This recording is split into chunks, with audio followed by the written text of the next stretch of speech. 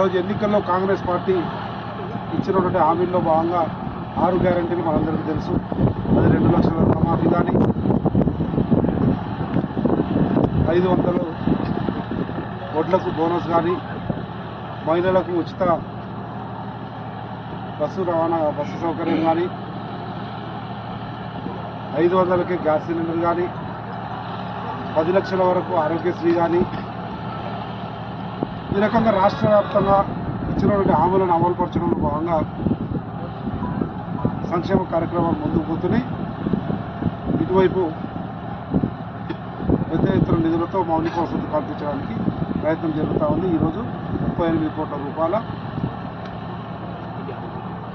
రోడ్లకు శంకుస్థాపన జరిగింది. రోడ్లు, గ్రామ పంచాయతీ బిల్డింగ్లు, అంగన్వాడీలకు రాబోయే రోజుల్లో కూడా దురదృష్టవశాత్తు ఇక్కడ కాంగ్రెస్ పార్టీ ఓడిపోయినప్పటికీ కాంగ్రెస్ ప్రభుత్వం పైన రేవంత్ రెడ్డి గారి నాయకత్వంలో వచ్చింది కనుక వీలైనంత త్వరలోనే పెండింగ్లో ఉన్నటువంటి ప్రధాన సమస్యలు, పెద్ద సమస్యలు ఏదైనా వాటన్నింటినీ కూడా త్వరితగతిన పూర్తి చేయడానికి ప్రయత్నం చేస్తామని అలంపూర్ నియోజకవర్గం మొన్ననే ఆర్డీఎస్ నిర్ణయం చేసినప్పుడు ఈరోజు మళ్ళీ సమస్య ఉంది. ఆ రోజు సమస్య ఉన్నప్పుడు కర్ణాటక ప్రభుత్వంతో అక్కడ కూడా కాంగ్రెస్ ప్రభుత్వం ఉండడం వల్ల నేను కూడా అక్కడికి వెళ్ళి మిగతా మంత్రులు, శాసనసభ్యులతో పోయి నీళ్లు తీసుకురావడం జరిగింది. అదేవిధంగా బీజేపీ నుంచి కూడా ఈరోజు ఎవరికైతే నీళ్ళు వస్తూ ఉన్నాయి. రాబోయే రోజుల్లో ఏ సమస్య ఉన్నా, ఏ అభివృద్ధి అయినా, ఏ సంక్షేమ కార్యక్రమాలైనా ఏమాత్రం తక్కువ కాకుండా అలంపూర్ నియోజకవర్గంలో కూడా